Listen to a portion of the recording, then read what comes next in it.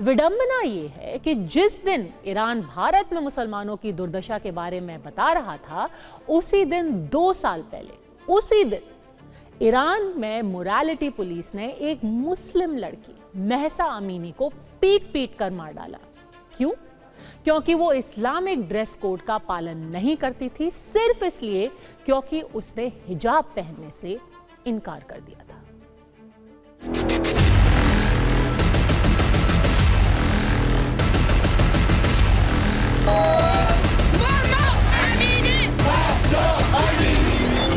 बाईस साल की महसा अमीनी की खता बस इतनी थी कि उसने ईरान के सुप्रीम लीडर खामनेई का हुक्म माना नहीं, हिजाब पहना नहीं और फिर इसकी कीमत उसे अपनी जान देकर चुकानी पड़ी। वो तारीख थी 16 सितंबर 2022,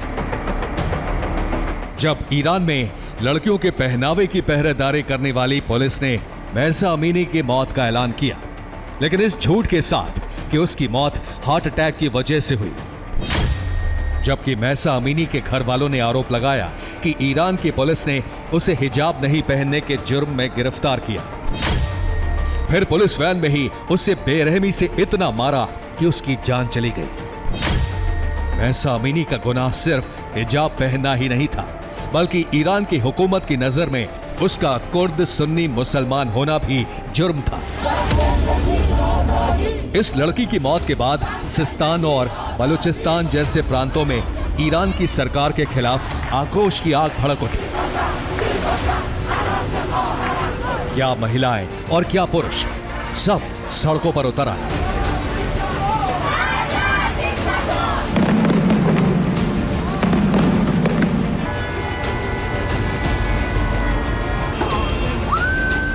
विरोध में जगह जगह महिलाओं ने हिजाब फेंकना और जलाना शुरू कर दिया। ऐसे में इन प्रदर्शनों को कुचलने के लिए ईरान की पुलिस ने प्रदर्शनकारियों पर सरेआम गोलीबारी शुरू कर दी। 30 सितंबर 2022 को एक ही दिन में ईरानी सुरक्षा बलों ने 80 से ज्यादा लोगों की गोली मारकर हत्या कर दी। इंटरनेशनल मीडिया रिपोर्ट्स के मुताबिक हिजाब विरोधी प्रदर्शनों के दौरान ईरान की पुलिस ने करीब 500 लोगों की जान ले ली। महसा अमीनी की कुर्बानी से ईरान की महिलाओं को हौसला तो मिला, लेकिन हिजाब से आजादी अब भी नहीं मिली है। आज भी हिजाब ना पहनने के जुर्म में ईरान की जेलों में न जाने कितनी महिलाएं बंद हैं। इन महिलाओं ने इस 16 सितंबर को महसा अमीनी की दूसरी बरसी पर जेलों के अंदर ही भूख हड़ताल तक की। लेकिन ईरान की सत्ता के असली मालिक खामनेई को अपने मुल्क की महिलाओं की क्या परवाह। उनका ख्वाब तो मुस्लिम देशों का खलीफा बनना है। ऐसे में वो महसा अमीनी की मौत की दूसरी बरसी के मौके पर दुनिया के सबसे बड़े लोकतंत्र भारत में मुसलमानों की हालत पर झूठ फैलाने में मशगूल रहे। वैसे ईरान को यह कभी नहीं भूलना चाहिए कि उनसे 2 गुना ज्यादा मुसलमान भारत में रहते हैं। भारत के मुसलमान अल्पसंख्यक भले ही हैं, लेकिन उनके अधिकार किसी से कम नहीं है। यहाँ तक कि कई मायनों में उन्हें संविधान ने विशेषाधिकार भी दिए हैं। ईरान की आबादी करीब 9 करोड़ है। इनमें 99% से ज्यादा मुसलमान हैं, जबकि मौजूदा अनुमान के मुताबिक भारत की आबादी 140 करोड़ से ज्यादा है। इनमें करीब 15% मुसलमान हैं। इस हिसाब से भारत में मुसलमानों की आबादी करीब 21 करोड़ होने का अनुमान है। ईरान में अल्पसंख्यकों का जीना मुश्किल है, वो चाहे भले ही सुन्नी हो, लेकिन भारत के संविधान ने अल्पसंख्यकों को कुछ खास मौलिक अधिकार दिए हैं। हमारे संविधान के आर्टिकल 29 के तहत अल्पसंख्यकों को संस्कृति, भाषा, लिपि के संरक्षण का अधिकार दिया गया है। तो आर्टिकल 30 के तहत अल्पसंख्यकों को शैक्षणिक संस्थाएं खोलने और उन्हें चलाने का अधिकार दिया गया है। इसके साथ ही अल्पसंख्यकों के लिए राष्ट्रीय आयोग है। तो केंद्र सरकार में बाकायदा अलग से मंत्रालय भी है, जिसके मंत्री किरण रिजिजू खुद एक अल्पसंख्यक बौद्ध है। जबकि ईरान में अल्पसंख्यकों के लिए ऐसा कुछ भी नहीं है। हम आपको बता चुके हैं कि कैसे वहां अल्पसंख्यकों को पढ़ने लिखने, नौकरी करने की बात तो छोड़िए, मरने के बाद दफनाने की जगह तक नहीं मिलती है। अच्छा, अब बात एक बार उम्मा की कर लेते हैं। अगर खामेनेई के मुताबिक सारे मुसलमान एक ही कौम का हिस्सा हैं, एक ही राष्ट्र का हिस्सा हैं और उन्हें इन सब में एकता होनी चाहिए, तो पिछले साल ही ईरान ने अपने देश से करीब 13 लाख अफगान शरणार्थियों को बाहर क्यों निकाल दिया? ये शरणार्थी मुसलमान थे। डबल स्टैंडर्ड ऐसा कि ह्यूमन राइट्स वॉच के मुताबिक ईरान ने अफगान शरणार्थियों की मजबूरी का फायदा भी उठाया, उन्हें सीरिया में लड़ाका बनाकर भेजा, लेकिन इस्तेमाल के बाद अब उन्हीं अफगानों को देश निकाला दिया जा रहा है जो किसी और धर्म के नहीं, मुसलमान ही हैं। सीरिया संकट के बीच भी जब सीरियाई मुसलमानों ने ईरान में शरण मांगी तो उन्हें पनाह देने से साफ इनकार कर दिया गया। आर्मीनिया और अजरबैजान दोनों ईरान के पड़ोसी हैं। इसमें आर्मीनिया ईसाई बाहुल देश है तो अजरबैजान मुस्लिम मुल्क है, लेकिन इन दोनों देशों में जंग होने पर ईरान धर्म नहीं, उम्मा नहीं, बल्कि अपने निजी हितों को देखते हुए आर्मीनिया की मदद करता है। और तो और 1965 ही नहीं, 1971 की भारत पाकिस्तान जंग में ईरान ने पाकिस्तान का साथ दिया। वो तब जब पूर्वी पाकिस्तान और अब के बांग्लादेश में पाकिस्तान ने करीब 30 लाख बंगाली लोगों की हत्या की, नरसंहार किया, जिनमें हिंदू से कहीं ज्यादा बांग्लादेशी मुसलमान थे। कुछ और भी ऐसी तस्वीरें हैं जो भारत को ज्ञान देने से पहले दुनिया में हर किसी को देख लेनी चाहिए, खास तौर पर वो लोग जो कि भारत में अल्पसंख्यकों के हितों की बात करते हैं। बात 2021 की है, जब अफगानिस्तान में तालिबानी सत्ता की वापसी हुई तो भारत ने वहां से अल्पसंख्यकों को सुरक्षित निकालने के लिए ऑपरेशन देवी शक्ति शुरू किया। इस दौरान भारत ने अफगानिस्तान से सैकड़ों भारतीय नागरिकों को तो निकाला ही, अफगान नागरिकों को भी लेकर के वापस आई। इनमें 200 से ज्यादा अफगान अल्पसंख्यक सिख थे।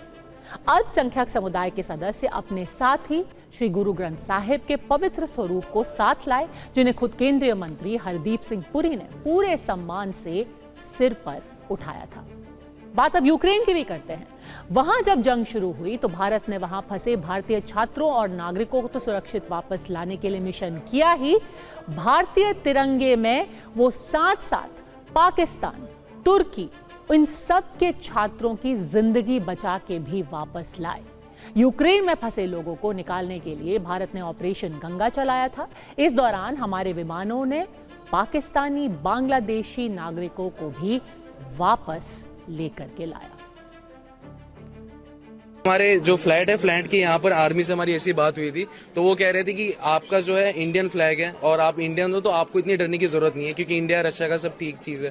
तो हम लोग ने वैसी फटाफट फ्लैग अरेंजमेंट की और जैसी हमारी बस जैसी हुई तो हम लोग ने बस के सामने 2 इंडियन फ्लैग प्रॉपर बिगेस बड़े बड़े लगा दिए ताकि हमको फ्री क्लियरेंस मिले, और एक्चुअली वो काम किया।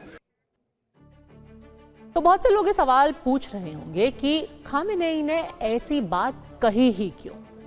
इसको ऐसे समझिए, दुनिया में अभी कभी पाकिस्तान मुस्लिम देशों का खलीफा बनने का ख्वाब दिखता था, लेकिन अब वजूद के संकट से गुजर रहे पाकिस्तान का ये सपना मर चुका है। लेकिन मुस्लिम देशों में 3 नेता अभी भी ऐसे हैं जो मुस्लिमों का मसीहा बनना चाहते हैं, उनकी आवाज बनकर उभरना चाहते हैं। इनमें एक नाम तो ईरान के supreme leader ayatollah Ali Khamenei का है, जिन्होंने भारतीय मुसलमानों पर यह नया झूठ परोसा है। दूसरा नाम है इसमें तुर्की के राष्ट्रपति रेसेप तैयब अर्दोगान का, जो मौका मिलते ही कश्मीर के नाम पर भारत विरोधी एजेंडा चलाने से चूकते नहीं हैं। जबकि तीसरा नाम सऊदी अरब के क्राउन प्रिंस मोहम्मद बिन सलमान का है, जो भारत के दोस्त है और ईरान तुर्की की तरह फर्जी दावे नहीं करते। ईरान के बाद ही इकलौता देश है जो शिया मुसलमानों का देश है, और ईरान के बाहर जहाँ शिया संप्रदाय है उनमें सबसे बड़ा संप्रदाय भारत में है।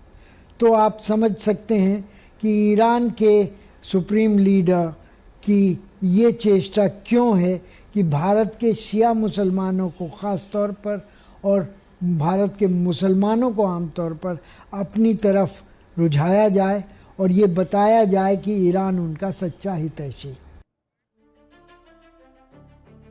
तो सच बात यह है कि भारत अपने पड़ोसियों की ही नहीं, हर उस आदमी की चिंता करता है, हर मुमकिन परवाह करता है जिसको मदद की जरूरत है। हमारी परवाह देश दुनिया में शांति है। ऐसे में भारत यूक्रेन रूस जंग ही नहीं, इजराइल गाजा युद्ध को रोकने की भी भरसक कोशिश कर रहा है, जबकि ईरान है कि गाजा के युद्ध में अपने प्रॉक्सी हिजबुल्लाह, हूती और हमास के जरिए इसे और भड़का रहा है। भारत जितनी तरफदारी फिलिस्तीन की करता है, उतनी ही इजराइल की भी, जो खामेनेई को शायद रास नहीं आ रहा। यही वजह है कि वो भारत विरोधी एजेंडा और प्रोपेगेंडा को हवा दे रहे हैं, लेकिन खामेनेई का झूठ दुनिया के सामने है। साथ ही ये सच भी अब हर किसी के सामने है कि वो इस्लामिक उम्मा यानी मुस्लिम देशों का रहनुमा, नेता, खलीफा बनने के लिए भारतीय मुसलमानों पर सरासर झूठ बोल रहे हैं। खामेनेई इस्लामिक देश ईरान के सुप्रीम लीडर है। ईरान में उनका वचन ही शासन है। ऐसे में उन्हें ये नहीं भूलना चाहिए कि उम्मा से ज्यादा जरूरी है इंसानियत, भाईचारा जरूरी है, जो भारत की रग रग में भरा है। उन्हें यह भी याद रखना चाहिए कि भारत ईरान का पुराना और पक्का दोस्त है।